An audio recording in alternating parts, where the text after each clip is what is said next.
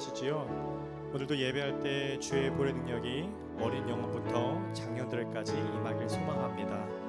주의 보혈의 능력엔 죄사함과 상함을 치료하는 능력이 있습니다. 그리고 우리의 생명을 보호하는 능력도 있습니다. 찬양으로 주의 보혈의 능력을 선포하며 나가도록 하겠습니다.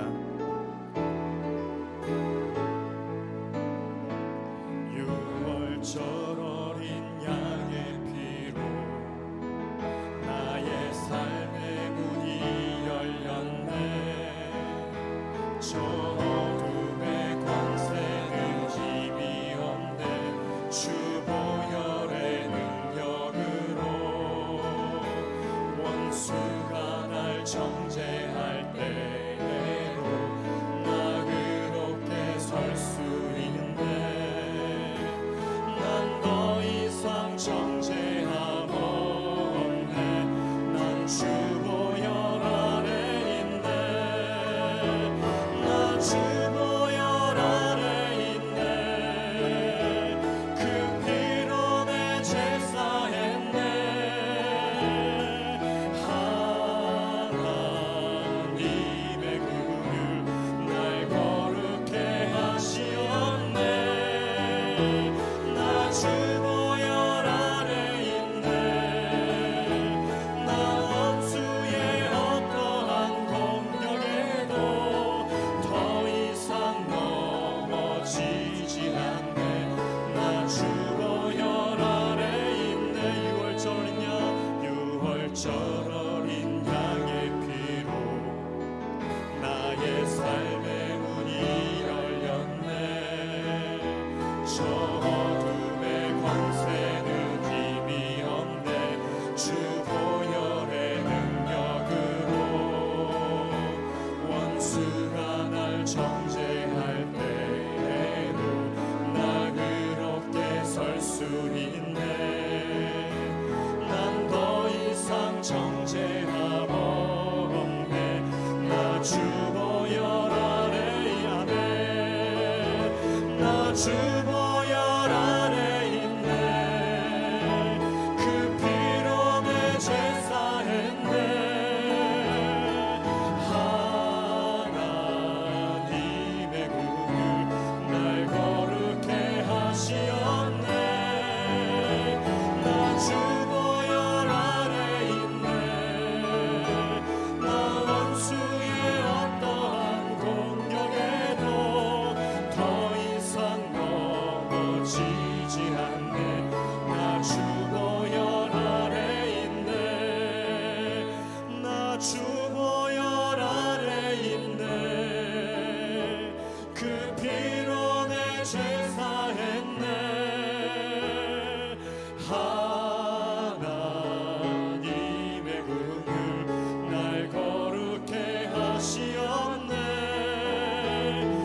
주 보혈 아래 있네. 나 원수의 어떠한 공격에도 더 이상 넘어지지 않네. 나 주 보혈 아래 있네. 다시 한번 찬양하며 예배할 때에 우리 주님의 십자가의 보혈을 사모하며 또 갈망하며 나가는 귀한 예배 되기를 소망합니다. 주님의 보좌 앞으로 나갑니다. 주의 보좌로 나갈 때에 어떻게 나가야 할까? 나를 구원한 주의 십자가 그것을 믿으며 가네. 주의 보좌로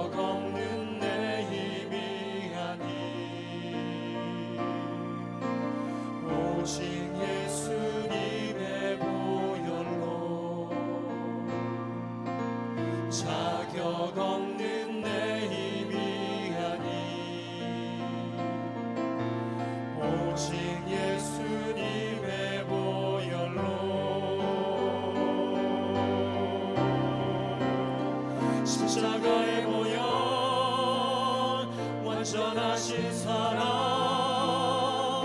힘입어 나갑니다. 십자가의 보혈 완전하신 사랑 힘입어 예배합니다. 십자가의 보혈 완전하신 사랑 힘입어 나갑니다.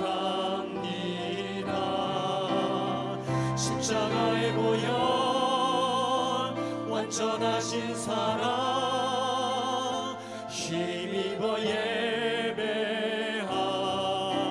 십자가의 보혈 완전하신 사랑 힘입어 나갑니다.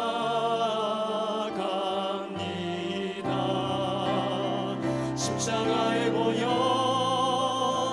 완전하신 사랑 힘입어 예배합니다.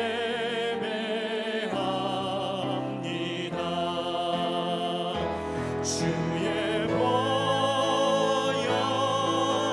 능력이 있도다. 주의 피 믿으오. 주의 보혈 그 어린 양의 매우 귀중한 피로. 주의 보혈 능력이 있도다. 주의 피 믿으오. 주의 보혈 그 어린 양의 매우 귀중한 피로다. 죄에서 자유를 얻게 하는 보혈의 능력. 주의 보혈 시험을 이기는 승리되니 참 놀라운 능력이로다. 주의 보혈 능력이 있도다. 주의 피 믿으오. 주의 보혈 그 어린 양이 매우 귀중한 피로다. 눈보다 더 이게 밝히는 것 보혈의 능력. 주의 보혈 멀쩡한 모든 것 밝히시니 참 놀라운 능력이로다. 주의 보혈 능력이 있도다. 주의 피 믿으오. 주의 보혈 그 어린 양의 매우 귀중한 피로다. 구주의 복음을 전할 제목 보혈의 능력. 주의 보혈 날마다 나에게 찬송 주니 참 놀라운 능력이로다. 주의 보혈 능력이 있도다. 주의 피 믿으오. 주의 보혈 그 어린 양의 매우 귀중한 피로다. 주의 보혈 능력이 있도다. 주의 피 믿으오. 주의 보혈 그 어린 양의 매우 귀중한 피로다. 함께 기도하며 나가겠습니다. 하나님, 오늘도 예배 드리는 이 시간에도 우리의 삶 속에도 주의 보혈 능력이 선포되어지길 기도합니다. 또 보혈의 능력으로 말미암아서 이 전염병으로 상한 온 세계를 치료하여 주시고, 우리가 이 시간 예배 드릴 때에 보혈의 능력이 우리 가운데 임하여서 답답한 우리의 심령이 회복되는 역사가 있기를 기도합니다. 우리 함께 기도하겠습니다. 네, 하나님, 그렇습니다. 아버지 하나님, 오늘도 주의 보혈 우리 가운데 임하여 주시옵소서. 하나님, 그 치료하는 보혈 능력이 우리 가운데 임하여 주시옵소서. 하나님, 우리 죄를 사해 주시고 우리 우리의 모든 것을 밝히시는 그 주의 보이는 일 하나님 우리 세운 공동체에게 아버지 각 교회에게 아버지 이 땅에 임하여 주셔서 아버지 하나님 전염병으로 인하여 상한 모든 심령 가운데 전염병으로 인하여 상한 그 육체 가운데 치료의 역사가 일어날 수 있도록 아버지 인도해 주시고 아버지 속히 아버지 하나님 나라가 임할 수 있도록 아버지 인도해 주시길 간절히 원합니다.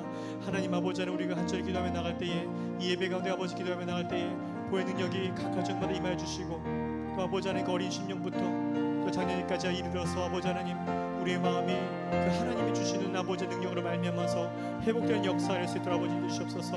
아버지 하나님 간절히 드린 예배하며 간절히 사모하는 그 예언들에게 하나님 오늘도 임하여 주셔서 하늘의 보화가 아버지 하나님 이 땅 가운데 우리 가슴 가운데 우리 가정 가운데 우리 교회 가운데 임하여 주실 수 있도록 인도해 주시길 간절히 원합니다. 하나님 사모하는 영 가운데 임하여 주시옵소서. 감사하며 예수님의 이름 높이 이뤘습니다.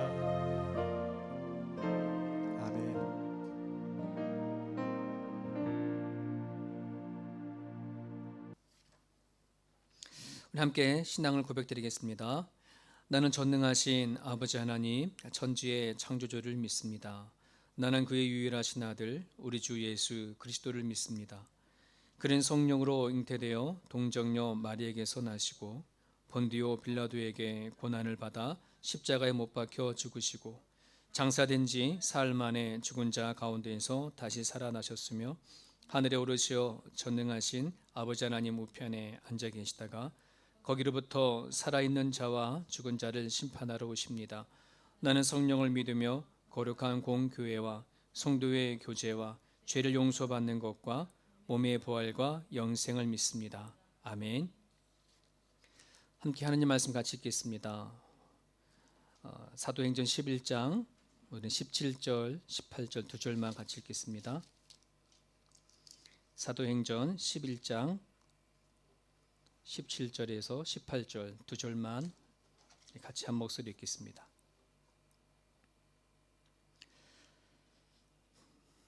그런즉 하나님이 우리가 주 예수 그리스도를 믿을 때에 주신 것과 같은 선물을 그들에게도 주셨으니 내가 누구이기에 하나님을 능히 맡겠느냐 하더라. 그들이 이 말을 듣고 잠잠하여 하나님께 영광을 돌려 이르되 그러면 하나님께서 이방인에게도 생명 얻는 회개를 주셨도다 하니라. 아멘. 5월은 가정의 달이라고 얘기를 하죠.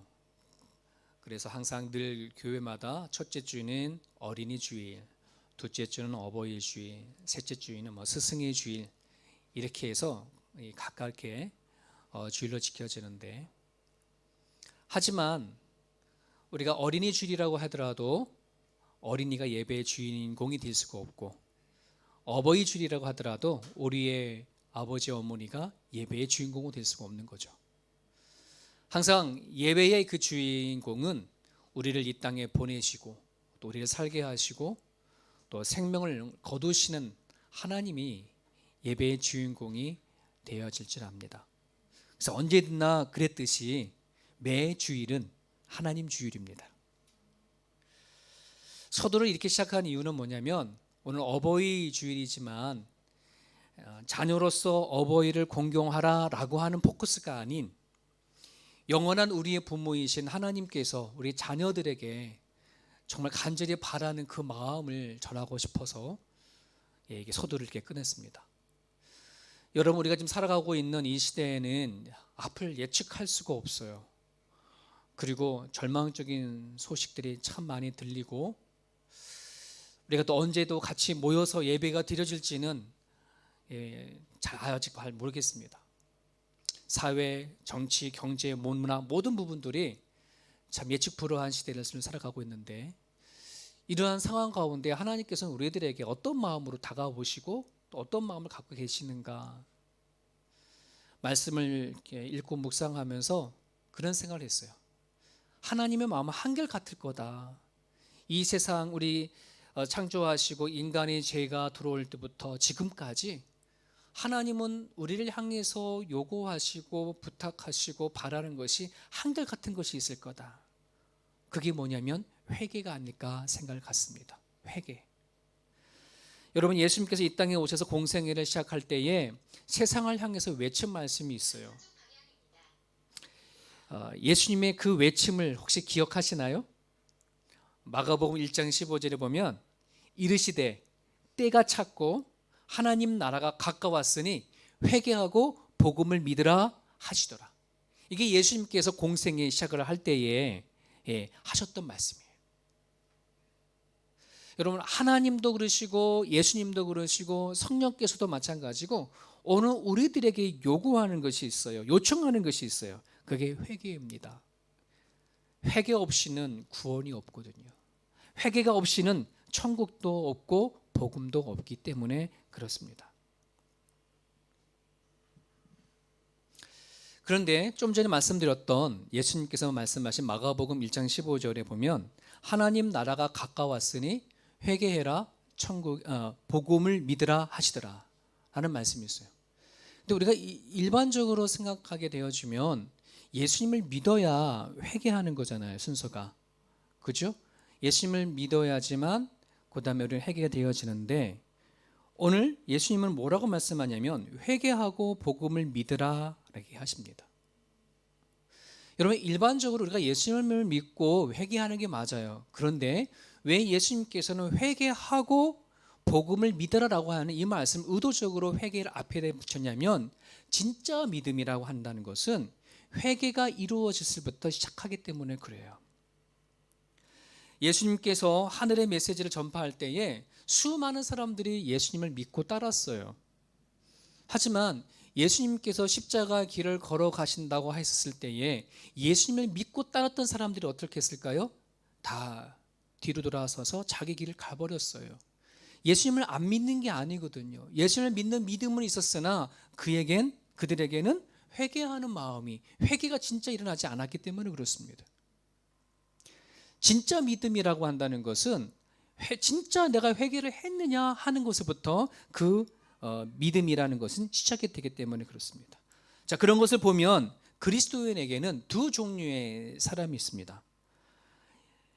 예수님을 믿지만 회개하지 아니하는 사람이 있고요. 그리고 회개하고 진짜 믿음을 가진 그리스도인이 있습니다.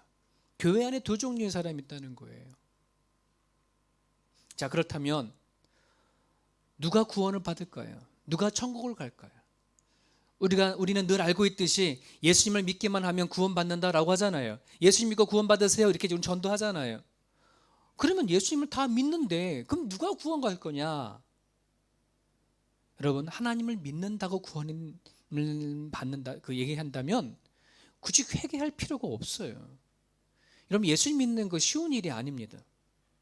마태복음 7장 13절과 14절에 보면 좁은 문으로 들어가라. 멸망으로 인도하는 문은 크고 그 길이가 넓어 그리로 들어가는 자가 많고 생명으로 인도하는 문은 좁고 길이 협착하여 찾는 이가 적겠다. 여러분, 믿음을 갖는다고 한다는 것은 좁은 문, 좁은 길이에요. 왜 그럴까요? 힘겹기 때문에 그래요. 쉽지 않은 길이기 때문에 그래요. 근데 우리 너무나 쉽게 예수님 믿고 구원받으세요, 예수님 믿고 천국 가세요 라고 얘기를 하거든요. 우리 예수님 믿는 것이 그렇게 어렵지 않게끔 생각을 하고 있는데 성경은 계속해서 우리에게 선포하고 이야기하는 것이 뭐냐면 좁은 문이래요. 예수님을 믿는다고 한다는 것은 좁은 길이래요. 왜 그럴까요? 나를 부인하는 길이기 때문에, 나를 죽이는 길이기 때문에, 내 모든 자신을 십자가에 내려놓는 거기 때문에 이게 쉽지 않다는 말이에요. 간단한 예를 든다 하더라. 간단한 예를 들어보면 부부가 부부싸움을 했어요. 자, 그러면 부부싸움을 하고 나서 내 사랑하는 남편이고 아내인데도 쉽게 용서가 되고 쉽게 내가 잘못했어 이게 되나요? 안 되죠. 부부 사이 안에도 자존심이라는 것이 있고 부부 사이 안에도 너가 있고 나가 있기 때문에 이게 먼저 내가 잘못했어가 안 된다는 거예요. 내가 다른 사람과 싸워졌을 때에 내가 스스로 먼저 내가 잘못했어 이게 되나요? 나를 부인한다는 거는 쉽지가 않아요. 우리가 하나님 앞에 나갔을 때에 나를 정말 죄인으로 철저히 시인하고 예수님께서 십자가에 못 박아 돌아가신 것이 내 죄 때문이라고 하는 그 심각한 내 죄를 하나님 앞에 토해내고 고백하는 거 이거 쉽지 않아요. 그래서 좁은 문이에요. 좁은 길이에요. 마태복음 7장 21절에 나더러 주여 주여 하는 자마다 다 천국에 들어갈 것이 아니요 다만 하늘에 계신 내 아버지 뜻대로 행하는 자라야 들어간다. 아버지 뜻이 뭘까요? 오늘 이 시대에 하나님과 예수님과 성령께서 우리에게 요청하시는 것이 뭘까요? 그건 회개입니다. 나를 복종시키고 나를 거꾸로 틀어버리는, 하나님 앞에 난 아무것도 아니다라고 하는 마음으로 나아가기 원하는 것, 이게 하나님이 우리에게 요구하시는 마음이거든요. 아버지 뜻은 철저히 나의 고집을 꺾는 것, 회개하려 하지 않는 마음을 버리고 하나님 앞에 나아가지 아니하면 결탄코 천국에 이르지 못한대요. 사랑하는 여러분, 여러분들이 예수님을 왜 믿어야 하는지에 대한 확실한 답을 갖고 있어야 돼요. 예수님을 왜 믿습니까? 예수님을 왜 믿어요? 천국 가기 위해서. 대부분 많은 사람들 예수님 왜 믿냐라고 여쭤보면은 다 구원받기 위해서, 천국 가기 위해서라고 한다는 거예요. 여러분, 그 답이 뭘 못하게 하냐 그러면 회개를 못하게 하는 원인 중에 하나예요. 왜? 예수님 믿으면 천국 가는데 나 예수님 믿거든. 여러분, 그것이 내가 예수님 믿는 이유가 되면 안 돼요. 예수님께서 왜 십자가에 못 박혀 돌아가셨냐 그러면 하나님과 우리 사이에 화목하게 하기 위해서 십자가에 못 박혀 돌아가신 거거든요. 하나님과 나 사이에는 죄가 있는데 이 죄 때문에 돌아가셨어요. 그래서 하나님이 우리 가운데 화목하기 위해서, 내가 예수를 믿는 그 이유는 하나님과 올바른 관계를 위해서 내가 예수님을 믿는 것이 돼야 돼요. 그 하나님과 올바른 관계가 되어져야 천국을 가는 거예요. 예수님을 믿는다고 가는 게 아니고, 예수님을 믿는다고 한다는 것은 사단도 예수님 믿는다고 하잖아요. 하나님과 나와의 이 화목하는 것, 올바른 관계에 있어서 내 죄라고 한다는 것 때문에 예수님 십자가 못 박혀 돌아가셔서 내 안에 있는 이 죄가 해결되지 아니하면, 내 안에 있는 이 죄가 하나님 앞에 고백되어지지 아니하면 하나님과 나와는 올바른 관계가 맺어질 수가 없어요. 내가 하나님을 좋아서 따라다닐 수는 있어요. 예수님을 좋아서 교회 다니고 예수님 믿을 수는 있어요. 중요한 것은 그러면 내 안에 있는 죄가 하나님 앞에 낱낱이 고백되어졌느냐 하는 것을 우리는 질문을 던져야 합니다. 예수님을 믿는 이유는 내가 하나님과 올바른 관계가 되기 위해서 나는 예수를 믿는 거예요. 로마서 5장 10절에 곧 우리가 원수 되었을 때에 그의 아들의 죽으심으로 말미암아 하나님과 화목하게 되었은즉 화목하게 된 자들로서는 더욱 그의 살아나심으로 말미암아 구원을 받을 것이니라. 하나님과 화목되어진 사람, 내 안에 있는 죄의 문제가 하나님 앞에 해결이 되어진 사람만이 구원을 받는다는 거예요. 무조건 예수를 믿으면 구원받는 게 아니고요. 너무나 많은 그리스도인 가운데에 아직 이 회개가 이루어지지 않은 상태에 예수를 믿고 살아간 사람들이 참으로 많이 있어요. 이것을 반드시 알아야 합니다. 그래야 나의 이 죄에 대해서 고민하게 되어져요. 내가 하나님 앞에 나아가는 데 있어서 어떻게 나아갈까? 아까 찬양했잖아요. 무엇으로 나아갈까? 어떻게 나아갈까? 예수 그리스도의 보혈의 피로 힘입어 나아간다. 이게 내 죄의 고백이거든요. 이 죄가 고백이 나한테 있지 아니하면 결코 하나님 앞에 나아갈 수가 없어요.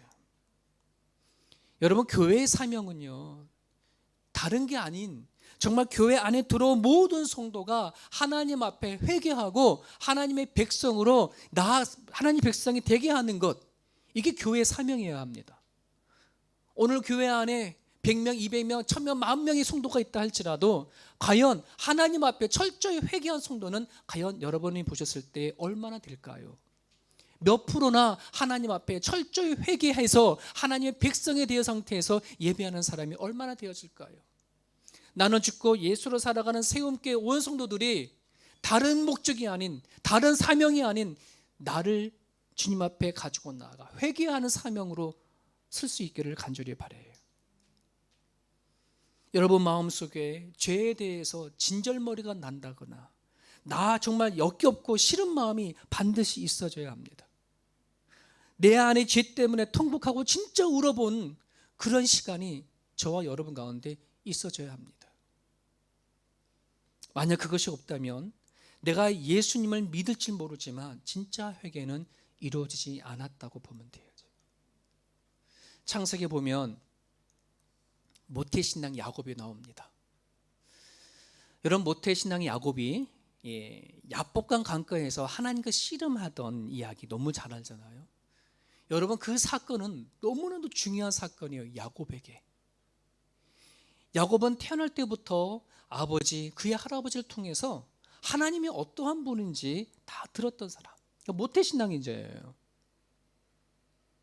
하지만 이 야곱이 야복강 강가에서 하나님과 씨름하면서 하나님을 만나기 전에 야곱은 그냥 하나님을 알고 믿었을 뿐이고, 그가 하나님 믿는 수준은 어떤 거냐면 자기의 필요에 의해서 하나님을 찾는 정도의 수준이었어요. 자신의 유익을 위해서 하나님 앞에 나아갈 정도였다니까요. 그랬던 이 야곱이 야복강 강가에서 하나님과 씨름하면서 철저히 자기가 하나님 앞에 어떤 존재인지 발견되어졌을 때에 그제서야 하나님과 자기와의 올바른 관계 형성이 일어나요.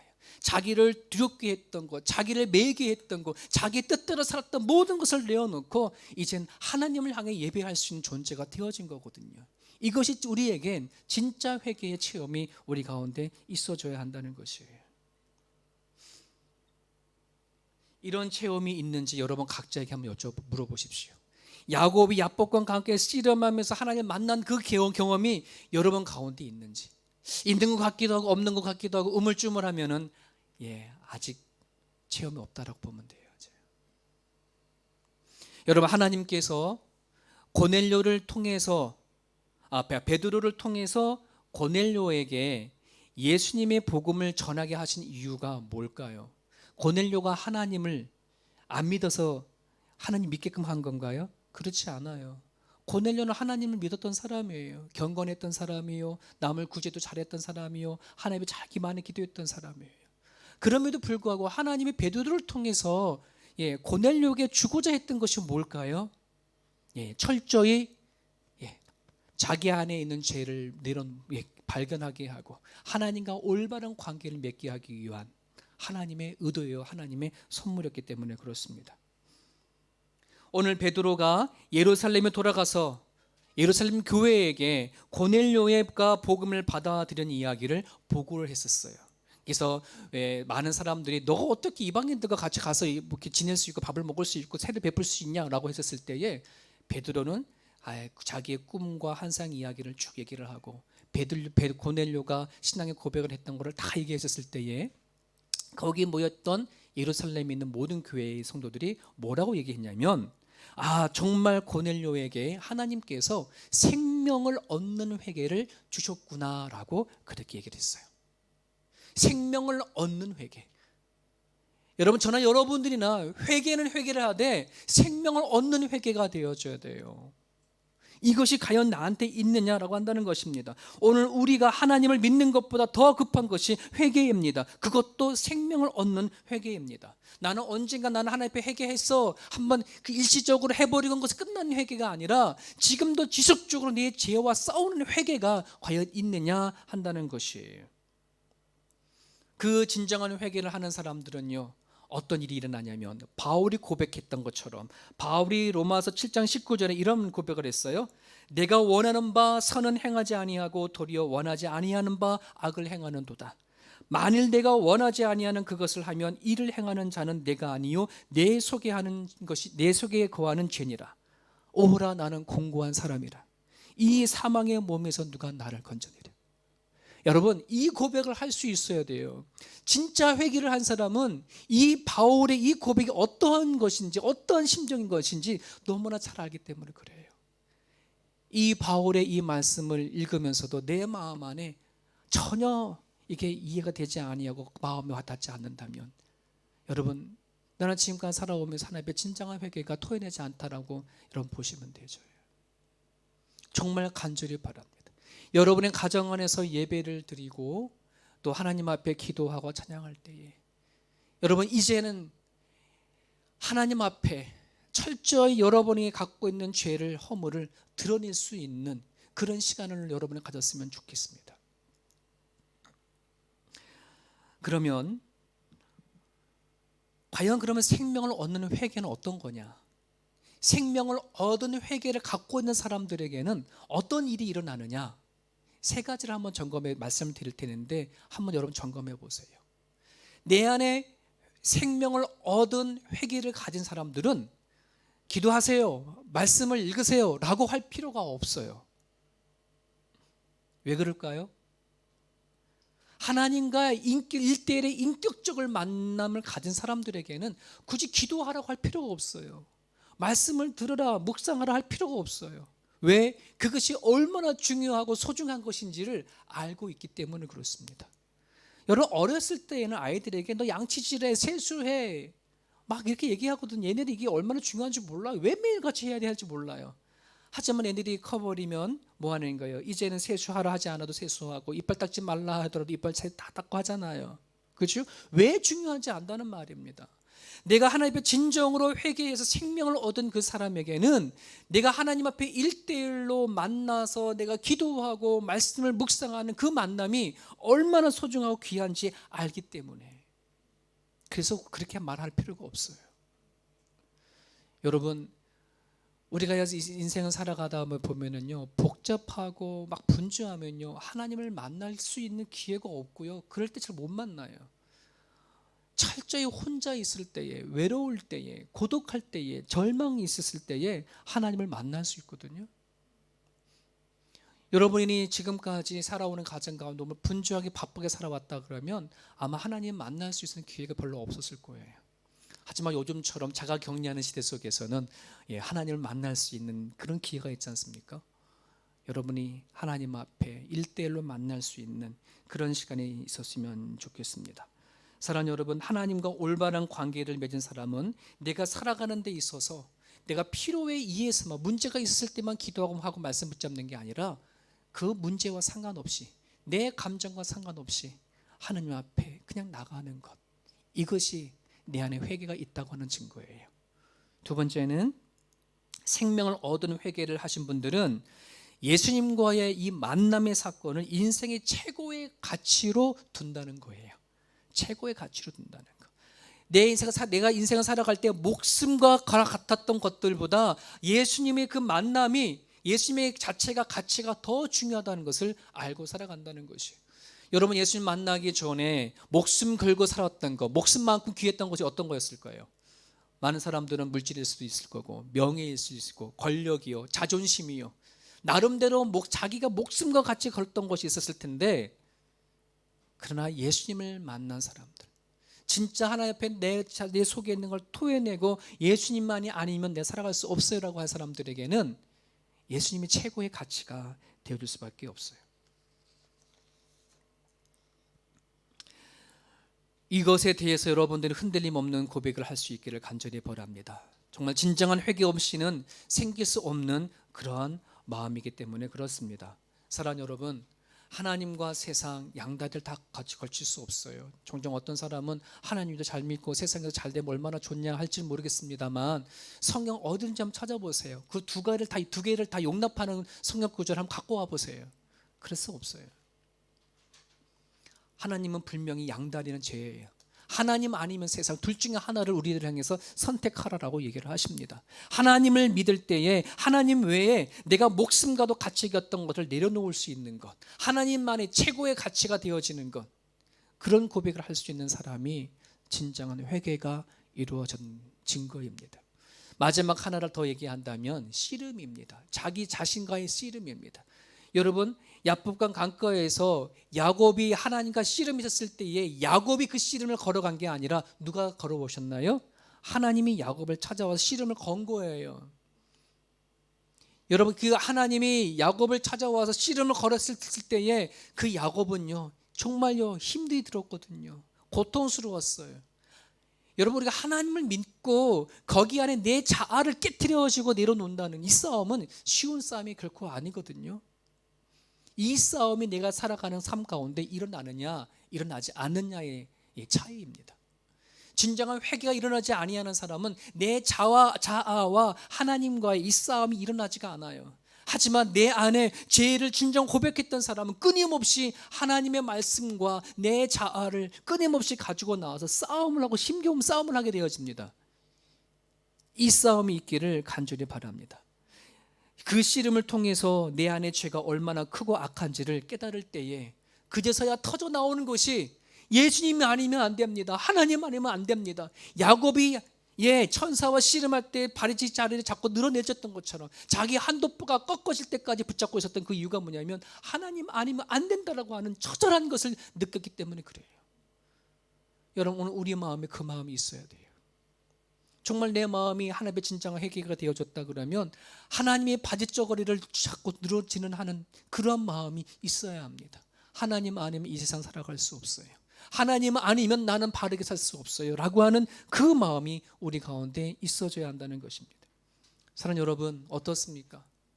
여러분의 이런 과정을 지내오셨습니까?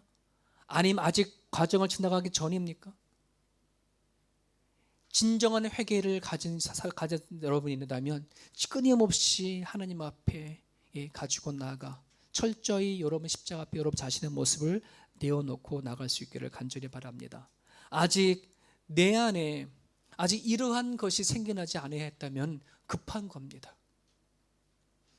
회개해야 합니다. 많은 사람들은 이렇게 얘기합니다. 회개는 하나님이 함께 해주셔야 회개할 수 있습니다. 성령이 나오는데 가운데 역사해야지만 회개할 수 있습니다. 많은 사람은 그렇게 항변하면서 마치 이 회개는 때가 어느 정도 돼야지만 해야 된다고 하는 그런 사람들도 있거든요. 그런데 여러분, 성경에 보면은요, 그때는 지금입니다.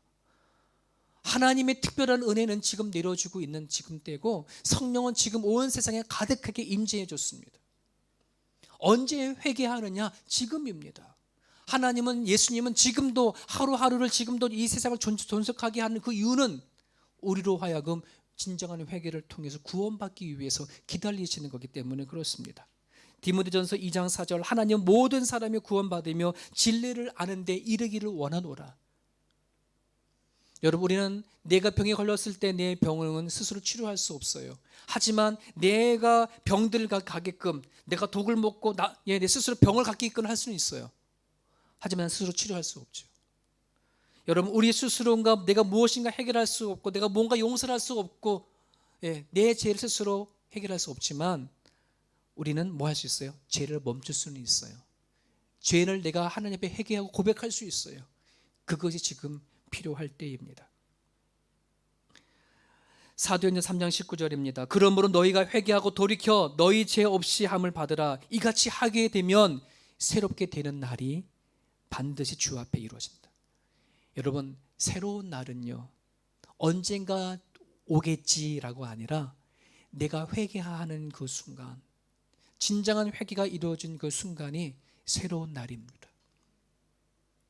하나님 우리에게 그 날을 주고자 원하십니다. 저나 여러분들이나 오늘 귀한 주일을 맞이해서 하나님께서 우리에게 허락하신 새로운 날, 새로운 심령으로 갖고 살아내릴 수 있기를 간절히 바랍니다. 내 가슴을 치는 회개가 있기를 바랍니다. 나의 자유와 싸우는 회개가 있기를 간절히 바랍니다. 나를 새롭게 만드는 회개가 저와 여러분 가운데 일어날 수 있기를 간절히 바랍니다. 오늘 주신 말씀을 붙잡고 이 시간 같이 한번 기도하겠습니다. 여러분이 이 시간 기도할 때에 받은 말씀을 따라서 기도했으면 좋겠습니다. 여러분 기도하실 때에 그냥 내가 하나님을 믿는 것에 머물러 있는 것이 아니라 정말 진정한 하나님의 회개가 이루어졌는지를 여러분 스스로 양심으로 확인해 보시고, 아직 내가 하나님 아니면 안 된다라고 하는 간절한 마음이 없다면 아직 그 회개가 일어나지 않는 것입니다. 하나님 앞에 가지고 나가십시오. 내 안에 있는 죄와 허물을 가지고 나가십시오. 예수님께서 십자가에 못 박혀 돌아가신 건 내 죄 때문에 돌아가셨고 하나님과 나를 화목하기 위해서 돌아가셨습니다. 이 시간 여러분들이 그 죄와 허물을 내어놓고 하나님과 온전한 관계를 맺게 되려고 이 시간 같이 기도드렸으면 좋겠습니다. 기도하겠습니다. 하나님 감사합니다. 이 시간 좀 기도합니다. 성령님께서 이 시간 우리 가운데 찾아와 주시고 하나님 붙잡아 주시기를 주님 간절히 기도합니다. 하나님 아버지, 하나님 주권 나의 감축입니다. 오늘 저희들이 이 모습 앞에 나갑니다. 성령님께서 붙잡아 주시옵소서. 하나님 아버지, 하나님께서 함께해 주시옵소서. 하나님 아버지, 하나님 부족한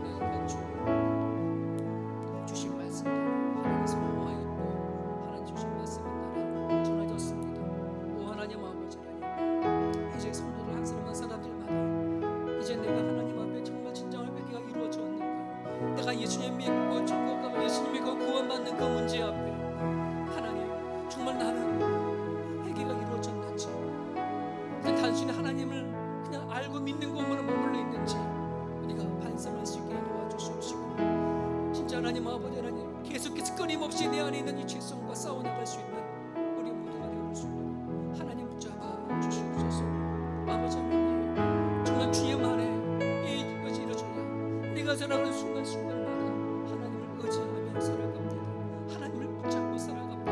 하나님의 의해서 살아가는 삶을 살게 되어집니다. 주님, 내 안에 새롭게 되어지는 회개가 이루어질 수 있기를 바랍니다. 진정한 내 삶 가운데 변화가는 삶 살수 있기를 바랍니다. 하나님 아버지는 붙잡아 주시고 인도하여 주시옵소서. 오늘도 가정 안에서 예배하는 성도들마다 주께서 붙잡아 주시옵소서. 저들의 기도하는 자리, 예배하는 자리 주님 붙잡아 주시옵시고, 저들이 하나님 앞에 나아갈 때에 성령께서 역사해 주시고 응답하여 주시옵소서. 아버지 하나님, 어버이 주를 맞이하여 주소서. 하나님은 우리들의 아버지로서, 어머니로서, 아버지 하나님, 우리가 주께서 바라 세우시기를 원하는 주님의 그 마음을 알 수 있도록 주께서 붙잡아 주시옵소서. 아버지의 마음은 아버지 하나님 돌아오게 원하는 마음입니다. 주님 앞에 살아가게 원하는 아버지의 마음을 우리가 되달아 하나님 앞에 전적으로 내가 맡기지 못한 삶을 살아가고 있다면 진심으로 내가 나갈 수 있는 모두 잡을 수 있도록 주께서 인도하여 주옵소서.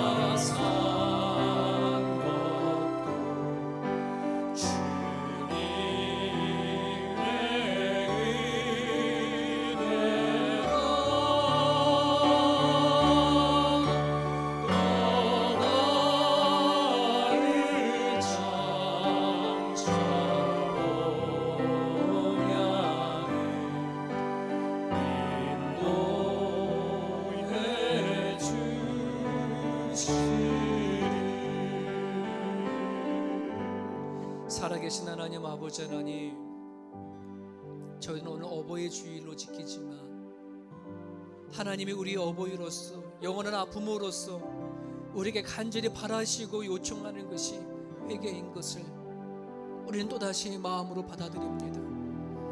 우리의 죄와 허물을 낱낱이 하나님 앞에 가지고 나아가 하나님과의 진정한 깊은 관계를 형성할 수 있는 우리 모두가 되어줄 수 있도록 도와주옵소서.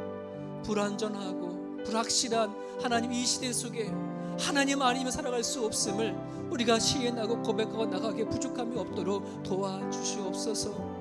그저 하나님을 아는 것에 머물러 있지 말게 도와주옵소서. 하나님을 믿는 것에 머물러 있지 말게 도와주시고, 정말 내 가슴을 치는 회개, 내 가슴을 아버지 하나님 주께 맡길 수 있는 그런 회개가 일어날 수 있게 도와주시고, 나를 새롭게 할 수 있는 회개가 우리 가운데 있게 하여 주시옵소서. 오늘도 하나님 앞에 예배하며 주님의 뜻 가운데 살기를 소망하는 모든 성도들 가운데 하나님 임재해 주시기를 소망하며 예수님의 이름으로 기도드립니다. 아멘.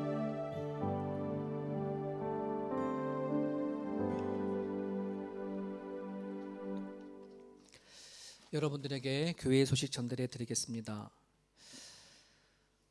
참 안타깝게도 우리 며칠 전에 정부에서 발표되어진 걸 보면 아주 좀 더 우리 흩어져서 예배 드려지는 거가 좀 더 길어질 것 같습니다.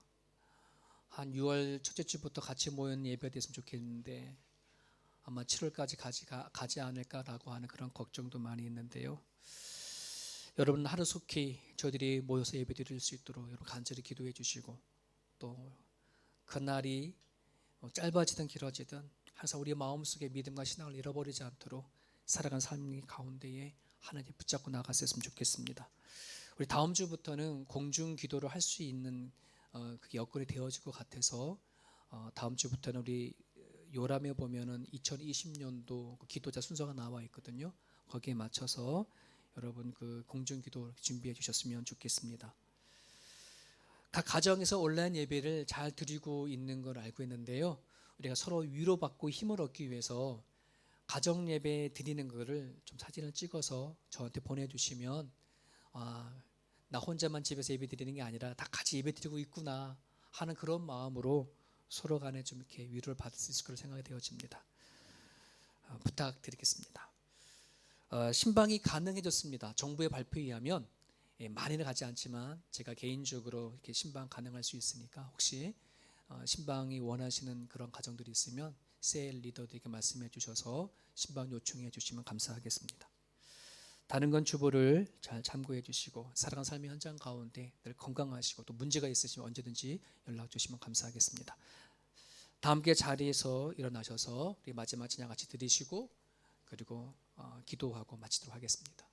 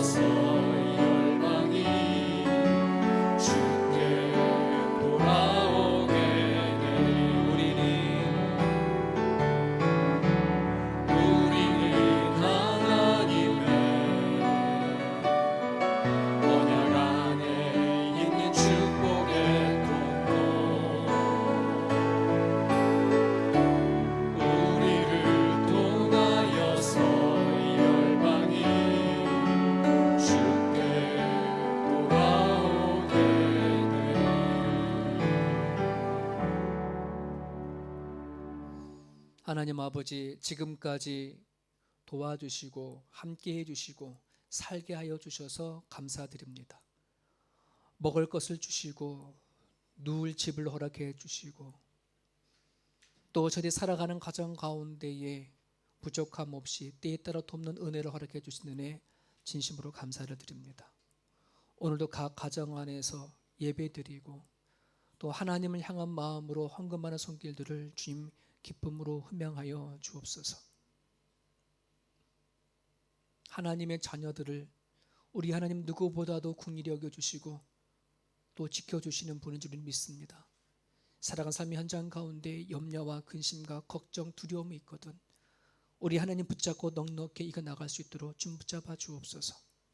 이들이 드려지는 그 예물마다 귀하게 사용되어 줄 수 있도록 도와주시고 특별히 선교주에 잘 사용되어져서 현장에서 전방에서 복음 들고 싸우는 선교사들이 능히 힘이 얻어서 잘 감당해 나갈 수 있도록 하나님 붙잡아 주시옵소서.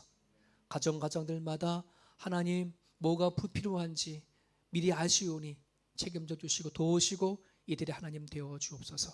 감사하며 예수 그리스도 이름으로 감사하며 기도합니다. 아멘. 이제는 우리 주 예수 그리스도의 은혜와 하나님 아버지의 무한하신 사랑하심과 우리 함께 동행해 주시고 우리의 상담자가 되어 주시는 성령님의 감화 감동 역사 충만하심이 우리들 안에 진정한 회개가 이루어져서 하나님과 깊은 관계 속에 이 어려운 시대를 넉넉히 이겨나가기를 마음속으로 사모하며 또 길을 나서는 믿음의 삶을 살아내려고 하는 모든 성도들 머리 위에 이제부터 영원토록 함께 하시옵기를 간절히 축원합나이다. 아멘.